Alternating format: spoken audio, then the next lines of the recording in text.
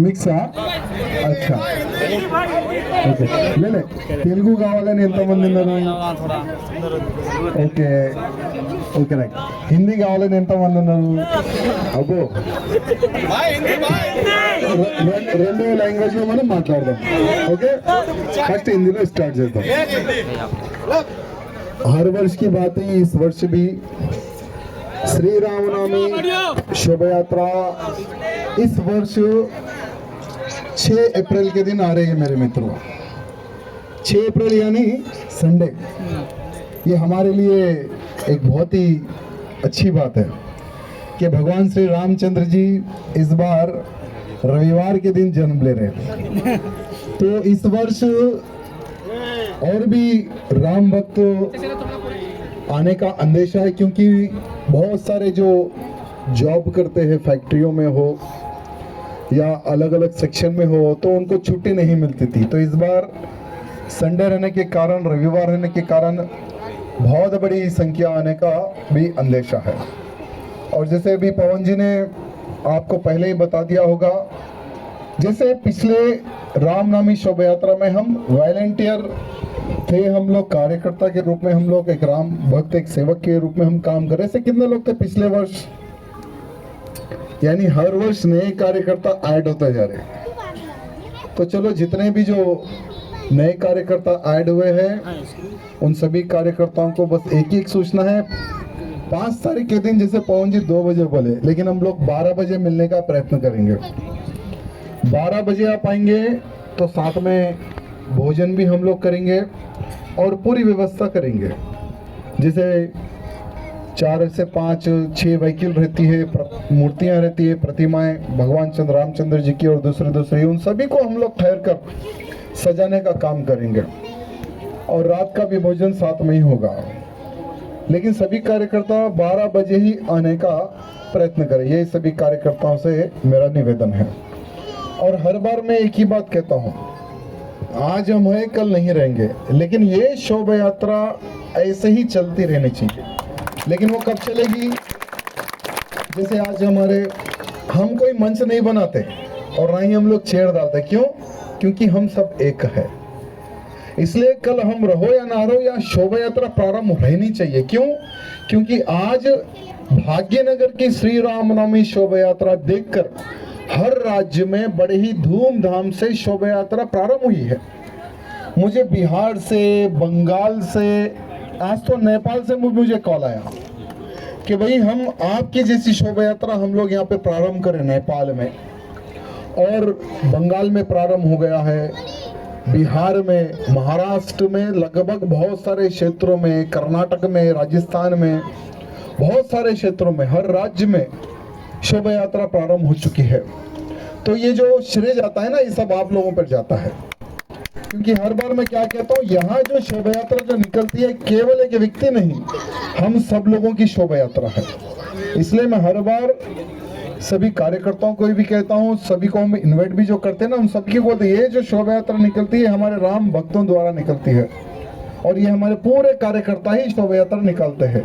इसलिए एक व्यक्ति देखो कभी भी कुछ भी हो सकता है। तो यहाँ शोभा यात्रा हमारे मंच पे जितने भी अधिकारीगण हैं उनको भी मैं आज बताना चाहूंगा, रहो ना रहो कोई नहीं, लेकिन ये शोभा यात्रा रहनी चाहिए।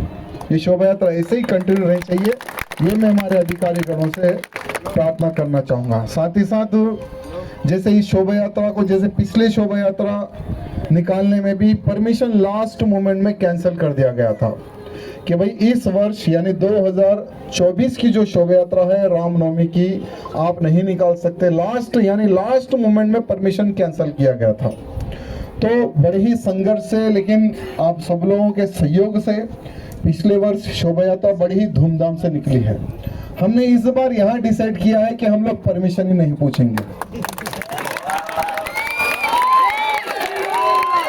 इस बार हम परमिशन नहीं पूछेंगे और ना ही कुछ बोलेंगे। हम पिछले वर्ष जितने ही धूमधाम से शोभा यात्रा निकाले थे, इस वर्ष भी वैसे ही हम लोग धूमधाम से शोभा यात्रा निकालेंगे। एक कुछ दिन पहले पुलिस के हमारे बड़े अधिकारीगण मेरे पास आए।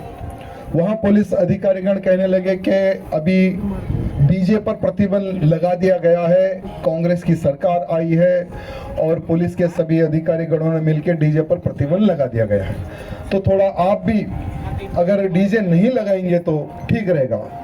तो हम उनके अधिकारियों को कहे, हम बोले कि डीजे पर प्रतिबंध किस कानून के तहत आप लोग लगा रहे हैं? तो उन्होंने कहा कि सुप्रीम कोर्ट का कानून है।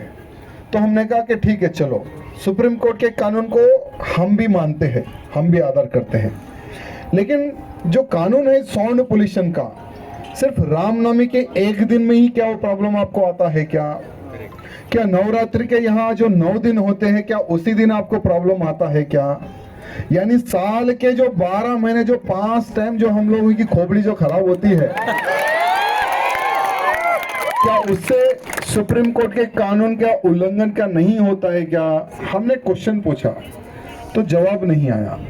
उन्होंने कहा कि आप एक बार हमारी विनती सुनिए, आप थोड़ा साउंड के ऊपर ध्यान दीजिए। तो हमने कहा कि साउंड रहेगा, हर वर्ष जैसा है वैसा साउंड रहेगा, लेकिन चलो पुलिस का भी मान सम्मान हमें करना है, तो इस बार हम लोग मिक्सर नहीं लगाएंगे, इस बार हम सीडी प्लेयर पे बजाएंगे, लेकिन हमारे जो गाने रहेंगे उसी टाइप से हमारे गाने बजेंगे और सीडी प्लेयर पे हम लोग इस बार गाने बजाएंगे। तो पुलिस के अधिकारियों को हमने बात कही तो वो लोग हैप्पी से चले गए बेचारे। अब क्या कर सकते हैं, उनके ऊपर भी प्रेशर है, लेकिन इस बार हमें किसी को नाराज करना नहीं है, ना पुलिस को हम नाराज करेंगे और ना ही किसी राम भक्त को हम नाराज करेंगे। बड़े ही धूमधाम से इस वर्ष भी शोभा यात्रा निकलेगी, किसी प्रकार की कोई कमी नहीं रहेगी इस शोभा यात्रा में। साथ ही साथ जैसे हमारे लड्डू जी बेगम बाजार का एक इशू बता रहे थे, बेगम बाजार के अलावा दूसरे भी बहुत सारे मंचों को डालने के लिए हमारे पुलिस के अधिकारीगण सताते हैं। वो लोग कहते हैं कि पब्लिक इतनी आ जा रही है, यह मंच के कारण कुछ एक्सीडेंट हो सकता है, कुछ हादसा हो सकता है, इसलिए थोड़ा पीछे मंच डालने के लिए कहिए। पिछले वर्ष भी प्रॉब्लम आया था।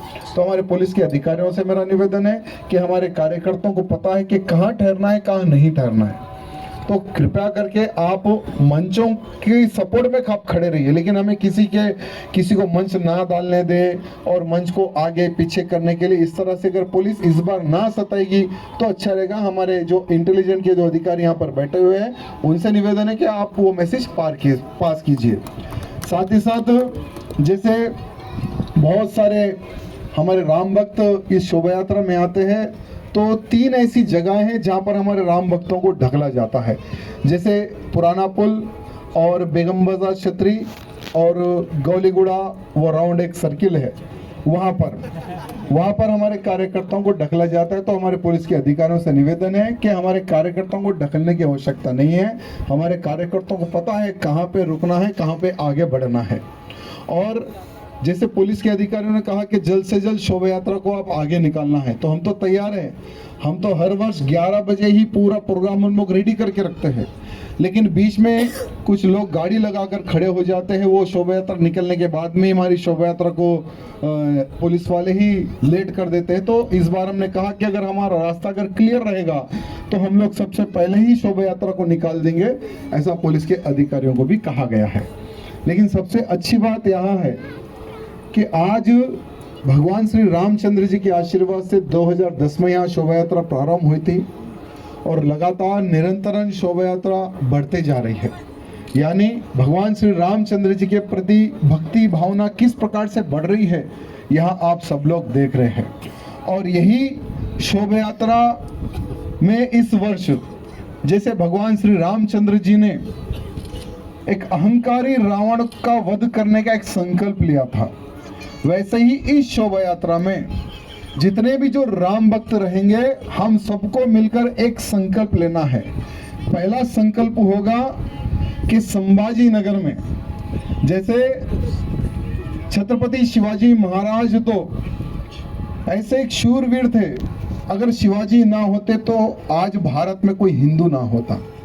तो ऐसे हमारे छत्रपति शिवाजी महाराज के पुत्र संभाजी महाराज जी को 39 डेज तड़पा कर उनकी निर्मम किस प्रकार से हत्या की गई है, आज पूरा भारत का हिंदू देख चुका है, समझ चुका है छावा मूवी के माध्यम से। और आज हम यही शोभा यात्रा में एक संकल्प लेंगे कि हर वो राम भक्त को जैसा मैं महाराष्ट्र में भी कह के आया हूँ कि हमारे मुख्यमंत्री जी को हमने बोला है, क्योंकि मुख्यमंत्री जी और एकनाथ शिंदे जी डिप्टी मुख्यमंत्री जी इन्होंने कहा कि हम औरंगजेब की कब्र को तोड़ेंगे, तो हमने उनको कहा कि सिर्फ तारीख और जगह बता देना, कितने लाख। हमने कहा कि सिर्फ तारीख और जगह बता देना, कितने लाख कार्यकर्ता चाहिए, फौड़ा लेकर हम पहुंच जाएंगे। जैसा हमने कहा, तो एक पार्टी का एक एमएलसी, एक कोई की नालायक एक एमएलसी है, उसने कहा कि हमारे महाराष्ट्र के नौजवानों को भड़काने का प्रयत्न ना कर राजा सिंह, अगर खबर उखाड़नी है तो तेरे बेटे को लेकर आ जा फौड़ा लेकर। तो नालायक को पता नहीं है कि अब हमारा बेटा छोटा नहीं बहुत बड़ा हो गया है। वो औरंगजेब की भी खबर भी खोदेगा, अगर समय पड़े तो तुम्हारी भी खबर खोद देगा। तो अभी एक माहौल बन चुका है। तो हम इस वर्ष श्री रामनवमी के शुभ अवसर पर एक संकल्प लेंगे कि औरंगजेब की खबर को उखाड़ने का एक संकल्प लेंगे। दूसरा संकल्प रहेगा कि अभी भारत एक गृह युद्ध की ओर बढ़ रहा है, क्योंकि भारत का आप सब लोग वातावरण देख रहे कि अब भारत हमारा हिंदू राष्ट्र की ओर बढ़ रहा है। जब भारत हमारा हिंदू राष्ट्र की ओर बढ़ेगा ना, तो हिंदू राष्ट्र नहीं बनना है, ऐसे बहुत सारे जो औरंगजेब की जो नाजायज औलादे हमारे भारत में जो छुपी हुई है ना, तो हमारे पुराने शहर में भी बहुत सारी औरंगजेब की नाजायज औलादे हैं, जिसमें एक बड़ा ओवैसी छोटा ओवैसी भी आता है। तो ये लोग क्या करेंगे कि हिंदू राष्ट्र ना बने, औरंगजेब की खबर ना खुदे, तो एक माहौल खराब करने का ये लोग प्रयत्न करेंगे। लेकिन जब भी हो, हमें अवसर पड़े तो सभी हिंदुओं को एक मंच पर आकर उन सभी दुष्ट शक्तियों को हमें जवाब देना है जो हमारे आड़े आएगी, या हिंदू राष्ट्र के आड़े हो या औरंगजेब की खबर उखाड़ने में हो। यहाँ संकल्प भी हमें इस वर्ष लेना है। साथ ही साथ एक संकल्प ये भी हमें लेना है कि हर वो हिंदू हफ्ते में एक दिन हमारे धर्म का प्रचार करना है, अपनी बस्ती में हो, अपनी कॉलोनी में हो। क्योंकि देखो मित्रों, सिर्फ एक व्यक्ति कोई भी कार्य नहीं कर सकता। अगर हमारे 4 हाथ होंगे, अगर 12 हाथ होंगे, अगर लाखों हाथ होंगे ना, तो ज्यादा हम हमारे हिंदू समाज को सुरक्षित रख सकते हैं। तो इसलिए हर वो व्यक्ति अपने अपने कॉलोनी में, अपने अपने बस्तियों में मुझे लव जिहाद के खिलाफ में खड़े होना है, लव जिहाद में किसी मेरी बहन बेटी को शिकार होने नहीं देना है, ये संकल्प कर लेंगे। हफ्ते में एक दिन अगर हम डोर टू डोर का प्रचार करेंगे तो बहुत सारे लव जिहाद के प्रति जो हमारी बहन बेटी जो शिकार हो रही है ना, उनको हम रोक सकते हैं। ये भी संकल्प हमें लेना है। साथ ही साथ और बहुत सारे कार्यकर्ता लोगों को अभी मैसेज नहीं पहुंचा है, तो आप सोशल मीडिया के माध्यम से अपने फेसबुक हो, इंस्टाग्राम हो या यूट्यूब हो, बहुत सारे कार्यकर्ता यूट्यूब में भी वीडियो हर वर्ष अपलोड करते हैं, तो यूट्यूब के माध्यम से भी, सोशल मीडिया के माध्यम से सभी कार्यकर्ताओं को आपको कहना है कि अधिक से अधिक संख्या में, ये हमारी रामनवमी है, हमारी शोभा यात्रा है, इसको सफल करने के लिए आइए, ऐसा एक आप सबको आह्वान करना है। और अगर किसी का कोई क्वेश्चन है तो मैं आंसर दूंगा। जैसे इस वर्ष, पिछले वर्ष का आप लोगों का अनुभव होगा, जो जो छोटी मोटी जो गलतियां होगी उसको हम किस तरह से सुधार सकते हैं, उस विषय भी हम लोग चर्चा कर सकते हैं। और कुछ बोलना है कार्यकर्ताओं को, या कोई इशू मैंने क्या छोड़ा है, क्या कोई पॉइंट हो ఇంకా ఏదైనా తెలుగులో అది ఒక 2 నిమిషాలు ఇప్పుడు ప్రతి సంవత్సరం లాగా ఈ సంవత్సరం కూడా మీ అందరి సహకారంతోనే మనం ఈ శ్రీరామనవమి శోభయాత్రని ప్రారంభం చేస్తున్నాము. ఈ సంవత్సరం 6వ తారీఖుకి వస్తుంది, సండే. చాలా అది మనకు లక్కీ డే అనుకోండి. అది ఈ సంవత్సరం కూడా లాక్స్ ఆఫ్ రామ భక్తులు మన శ్రీరామనవమి శోభయాత్రలో పాల్గొనికి వస్తున్నారు. కానీ ఈ శోభయాత్ర అంటే ప్రతి సంవత్సరం చాలా శాంతిపూర్వకంగా మన శోభయాత్ర మనం తీస్తున్నాం. ఎక్కడ కూడా చిన్న కొట్లాట కాకుండా మనం శోభయాత్రని తీస్తున్నాం. కానీ పోయే సంవత్సరం కూడా లాస్ట్ మూమెంట్లో పోలీస్ అధికారులు మా పర్మిషన్ క్యాన్సిల్ చేసినారు. అనవసరం, అసలు ఎవరు మాట విని పోలీసు వాళ్ళు మా పర్మిషన్ క్యాన్సిల్ చేసినారు అర్థమైతే లేదు. కానీ ఎంఐఎం ఆఫీస్ నుంచి వాళ్ళకి ఆర్డర్ వచ్చిందేమో, అందుకోసం శ్రీరామనవమి శోభయాత్రని పోయే సంవత్సరం వాళ్ళు క్యాన్సిల్ చేసినారు రైటింగ్గా. కానీ ఈ సంవత్సరం మా పెద్దలు అన్నారు, మనకు ఎందుకు అవసరం, పర్మిషన్ ఎందుకు మనకు? ఇది మన దేశం, ఇది మన హిందూ దేశం. మన హిందూ దేశంలో మన ఫెస్టివల్ మనకు జరుపుకోనికి, శోభయాత్ర తీయనికి ఎవరు పర్మిషన్ మనకు అవసరం లేదు. వితౌట్ పర్మిషన్ ఈ సంవత్సరం మనం శోభయాత్ర తీస్తాం. మా అధికారులు చెప్పినారు, అందుకోసం ఒక పర్మిషన్ కాపీ కూడా మనం పెట్టలే. ఈ సంవత్సరం వితౌట్ పర్మిషనే మనం శోభయాత్ర తీస్తున్నాం. అదేవిధంగా ఈ శోభయాత్రలో మనం ఒక సంకల్పం తీసుకుందాం. ఇప్పుడు మహారాష్ట్రలో ఔరంగజేబు సమాధి ఉన్నది. ఆ సమాధిని కూల్చనికి మహారాష్ట్ర హిందువులు రెడీ ఉన్నారు. ఒకవేళ అవసరం పడితే మన తెలంగాణ నుంచి కూడా ల్యాక్స్ ఆఫ్ రామ భక్తులు మనం మహారాష్ట్ర వెళ్దాం, సంభాజీ నగర్ వెళ్దాం, అదే ఔరంగజేబు సమాధిని కూల్చేద్దాం. ఎందుకంటే ఆ ఔరంగజేబు సమాధి మన భారతదేశంలో ఎక్కడ కూడా ఉండకూడదు. ఆ సమాధిని తీసి ఏదైనా సముద్రంలో మనం పాడేద్దాం. ఆ ఒక్క సంకల్పం మనం తీసుకోవాలి. అదేవిధంగా భారతదేశాన్ని హిందూ రాష్ట్రం మనం ఎట్టి పరిస్థితుల్లో చేస్తున్నాం. ఎందుకంటే నెక్స్ట్ ఈ ఎలక్షన్ అయిపోయింది కదా, మూడోసారి ప్రధానమంత్రి మోదీ గారు అయిపోయినారు కదా.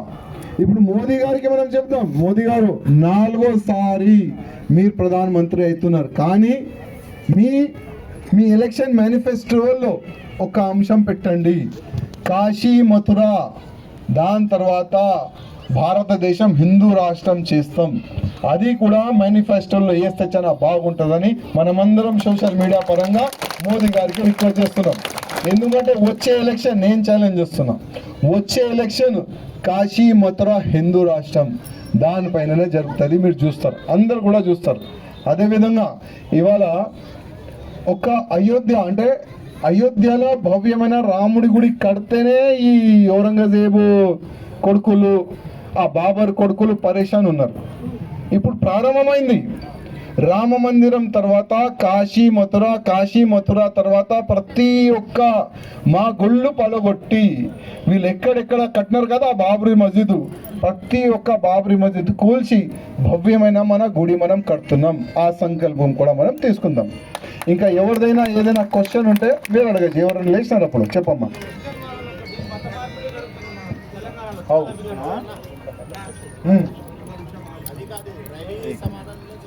చెప్పు. वो सुमोट नहीं हो रहा था वीडियो में, इसलिए मैं वेट कर रहा था। ये भी चाहता हूँ कि गुरु गोविंद सिंह जी की और महाराणा प्रताप जी की मूर्ति आप लगाए तो अच्छा रहेगा हमारे लिए। गुरु गोविंद सिंह जी की कहीं पर भी मूर्ति नहीं बनी हुई है और लगा भी नहीं।